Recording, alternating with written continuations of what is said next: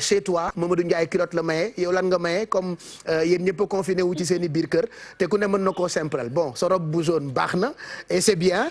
donc ci li ngay ñëwaat tey mooy deuxième jour couvre-feu bi démb ñu gis ci ay images yoo xamante ni ñu bëri dañu koo naqarlu Thioro Mbar Ndiaye. bonjour Baye maa ngi leen nuyu man nag sañu maa def ni Mamadou kon defuma li nga xamante ne moom moo di penchant comme moom voilà ni nga ko waxee tey dinañu ñëwaat un peu ci deuxième jour bu couvre-feu nga xamante ni gis nañ ko démb quand même gis ci ay images yoo xamante ne lu ñuy ñaawlu la parce que on a l'impression que inconscience ak indiscipline dafay wéy fi nga xamante ni moom moo di ci réew mi malheureusement loo xamante ni la xit na dafay yàgg ak suñu société ba nga xamante ni aujourd'hui on a du mal ñu xeex ak li nga xamante ni moom moo di fii mbir yi toll man bàyyi ma am ci peut-être ay explication yu bëri parce que bu fekkee ni xëj na barki démb comme ni nga ko waxee 95% respecté nañu 5% yi xëj na bu ñu leen gérer woon du ñu am situation bi nga xamante ni moom la ñu am démb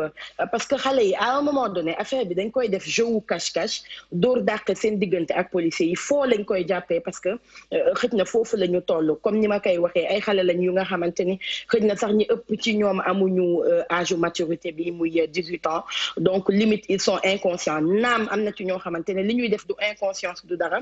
indiscipline dong la bu notoire boo xamante ni kenn du leen ci fal mais man Baye ma jàpp ne itamit ñi nga xamante ne ñoom ñoo di parents yi tey bu dul woon lim ñu fekk ci période coronavirus ñuy tere lépp lu jëm ci wàllu rassemblement ak yu ni mel dama jàpp ne dañ leen war a yóbbu kaso parce que munoo am sa doom lu waay gàtt dégg-dégg quand même dégg nga feebar bi nga xamante ne moom moo di coronavirus même si tey day baax itam ñu wax ni bëri na ñoo xamante ne yëguñu sax liggéey gi de je veux dire feebar bi dégg rek lañ ci am donc xamuñu réellement ana lan moo ñu ci wax ak lan moo ñu ci warul donc tey boobook léegi nit ñi nekk ci sensibilisation bu ñu waxee couvre-feu même bu couvre-feu amul bàyyi pour man waajur bu nekk am na heure boo xamante ne boo nekkee ci sa biir kër war nga xool nag sa ay njaboot ñu ngi ci biir kër gi ak ñu ngi ak yow ak yeneen ak yeneen ak yeneen malheureusement on constate de plus en plus ay parents yu démissionnaires ci société bi loolu doon loo xamante ne lu metti la mais li nga xamante ni itamit moom laa bëgg man ñu xam ko mooy feebar bi bàyyi xëj na ñun ba tey dañ ko ñàkkal fayda parce que reyagul nit Sénégal mais foog ñu comprendre am na benn image boo xamante ni Italie la dinaa ci bu ko tontoo mag mënee teg xëj na ñu xoolaale ko bàyyi fii lii ñuy wane nii ñun ñaanuñu ko yàlla mais bés bu ñu fi tolloo nii la ñuy def médecins yi dinañ sonn ñu gën a sonal état bu Sénégal te ñun amuñu doole ñu gën a yokk jootee parce que hôpitaux yëpp fees ba salle d'attente yi nit ñi dañuy tëdd à même le sol ñoom dem nañu ba tollu ci bu amee ñaari cas yu critique dañuy xool kan la ñuy sauver wala kan la ñuy bàyyi kan moo ci gën a nekk xale ñu sauver ko ki gën a nekk mag ñu bàyyi ko mu faatu ñoom ci situation boobu la ñu toll nit ñaa ngay dee rek foog parents yi xam ne lii non seulement réalité la dëgg la mais gis nga bu ñu moywul jëlale na laata nga accès déjà ci dee ñun am na nombre boo xam ne ñaanuma yàlla ñu egg fa ñun 200 cas rek bu ñu ko amoon maara day taali gaw ma ni mën nañ ko gérer parce que instant bi àgg nañ ci baaru li nga xamante ne moom moo di 100 cas donc loolu dafay compliqué ci état bi leneen li mooy jëlale naa balaa ngaa dee mais boo feebaree rek kenn du la fekk ci lalu hôpital ba ndax ku fa dem tey jii dañuy am risque nga wàllu ko virus bi te mënuñu continuer di wàññi ay cas loolu beneen la leneen li mooy ku ci duñ la sax jébbal say mbokk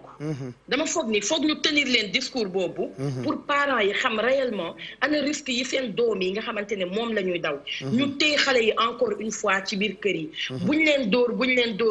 dóor wii mais am na loo xamante ne itamit mënul continuer na parents yi def li nga xamante ne moom moo di seen rôle na bàjjenu gox yi wax ak parents yi gën leen conscientiser na élus locaux yi gën a taxaw ci conscientiser seen ay population parce que ça quand même c'est une situation boo xamante ne mënatul continuer dañuy exposer seen bopp exposer seen ay famille exposer seen ay xarit exposer seen ay jegeñaale yokku ñu jootee yokku état bu Sénégal problème parce que encore une fois on n'est pas un pays aussi nanti amuñu xaalis amuñu infrastructure yi nga xamante ne war nañu mën a faj comme num ñu waree yooyu noonu yëpp dafa manqué tey état bi buy def kéem kàttanam di sonn ngir feebar bi xëj na bañ a law xam na li tax. tey ministre de la santé buy bàyyi lépp xam na li tax corps médical bi nga xamante ne dañuy toog ay fan duñu dem ci seen ay njaboot saa su ne ñu ngi daw pour xool naka la ñuy fajee askan wi je pense que jot na quand même ñun ñu rendre leen l'ascenseur ni ñu leen koy rendre mooy ñu conscient ci situation bi fi mu toll. ñu toog ci suñu ay kër parents yi jouer leur rôle ñu gën a conscientiser xale yi ñu conscient ci li nga xamante ne moom parce que pas xamadi quand même mi ngi bëgg a bëri ci réew mi maintenant quand je dis xamadi je parle de ñàkk xam il faut réellement ñu gën a ñaax xale yi gën leen conscientiser ñu xam risques yi nga xamante ne moom la ñu topp fi mu toll nii ci feebar bi nga xamante ne moom moo di coronavirus. mu ngoog loolu defe naa am na solo ci point wu deuxième jour couvre-feu bi à partir de 20h bu mu fekk kenn ci biti loolu mooy lii yoon kenn warta foowee couvre-feu ndax kenn amul droit bañ a def lii loi wax cib dëkk et que actuellement crise bi dafa mondial peut-être ñu jeexal ak explication yoo xamante ni askan wi bëgg nañu ko comprendre ci koppar gi nga xamante ni président de la République nee na dina ko teg ngir jàppale askan wi lu toll ci 1 million de familles li ñu leen war a jox nekkatul 50 000 mais dina toll ci 69 000 si je ne me trompe Thioro. voilà Baye démb la ko jël dogal gi moom président Macky Sall ci conseil des ministres parce que xam ngeen ko dernièrement ñu ngi doon wax bu ñu demee ci li nga xamante ne moom moo di confinement est-ce que famille yi dinañ mun toog parce que Sénégal quand même dañu nekk ci structure boo xamante ne nii bu ñuy wax ci aspect socioculturel xëy na yu bëri dafay xaw a metti ci ñun donc moom conscient na ci population bi nga xamante ni moom la am moom njiitu réew mi di président Macky Sall donc am na 1 million de familles yoo xamante ne dinañ leen appuyer ci lu tolloog 69 000 francs lu jëm ci seen wàllu dund. tey d'aucuns diront est-ce que doy na mais gis nga Baye am na ñoo xamante ne tey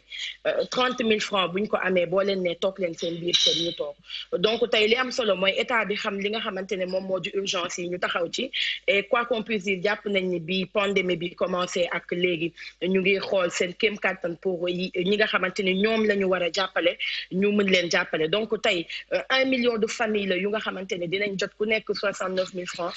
lu jëm ci wàllu dundu ngir ñu mën a xëj na jàppale seen bopp jàppale seen njaboot ci jamono pandémie bi nga xamante ne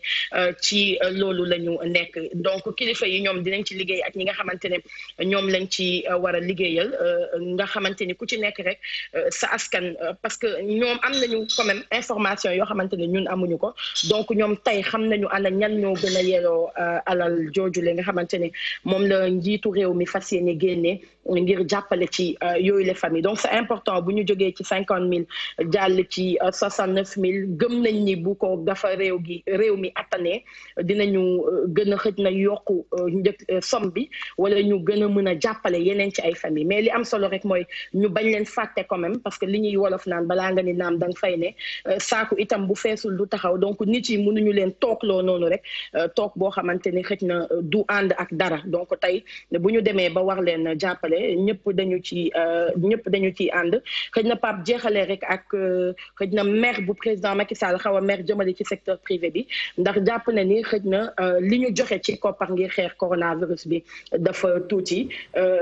maintenant tuuti na ou pas xëj na ñun ñoo am prérogative bu wax ko moom fàttali na sax li nga xamante ne moom moo di responsabilité sociétale d'entreprise bi nga xam ne entreprise yëpp dañ ko am donc yu mel nii day tax daf ciy bokk fu ñu leen di gën a xaar mais Pape man li ma ciy yokk rek mooy nañu gën a bàyyi xel tey ci marché yi nga xamante ne ñu ngi koy jox ñeneen ñu gën ci mën a bàyyi xel doomi réew mi parce que problème yu mel ni bu amee dañuy soxla doomi réew moom nga xam ne ñoom ñoo am ay entreprise donc tey bu fekkee ni ñoom li ñuy am xëj na ci marché yi ñuy soxla du demee noonu bu crise amee itamit foog ñoom ñuy xalaat bu affaire yi yàggee bu problème yi gënee persister donc duñu jël xëj na risque jël lépp lu ñu am def ko ci xeex virus bi lee naam jar na ko mais day baax ñoom tamit ñu sóor seen ëllëg donc pour ça il faut que nguur geeg ñëpp bàyyi xel ñi nga xamante ni ñoom ñoo di doomi réew mi ba lu ñuy joxe tey ci ay marché doomi réew mi nekk priorité je pense que loolu dina tax xew-xew yu mel ni bu amee ku nekk mën ci dugal loxo. voilà merci d'être resté chez toi Thioro Mbar Ndiaye ñu ngi lay gërëm bu baax nuyul ma papa monsieur le ministre Serigne Mbacké Ndiaye moom tamit boobu ba tey mu ngi jàpp ci liggéey bi ci suuf merci aux autres voilà et puis on te retrouve demain toogal sa kër su ma la soxlaa woo la d'accord. suba àjjuma la nag. waaw yàlla baax na tous les xoola à tout moment mën nañu leen réquisitionner état d'urgence le TFM décrété. bu leen réquisitionner kenn bàyyi leen ñu. yéen à tout moment samedi wala dimanche mën nañu la woo merci beaucoup. Thioro Mbar Ndiaye ñu ngi lay gërëm donc elle avait préparé 3 sujets on l'a retrouvée chez elle puisque équipe yi dañoo nekk actuellement en mode de télétravail on va retrouver Bijou Sy elle est actuellement chez elle confinée moom it.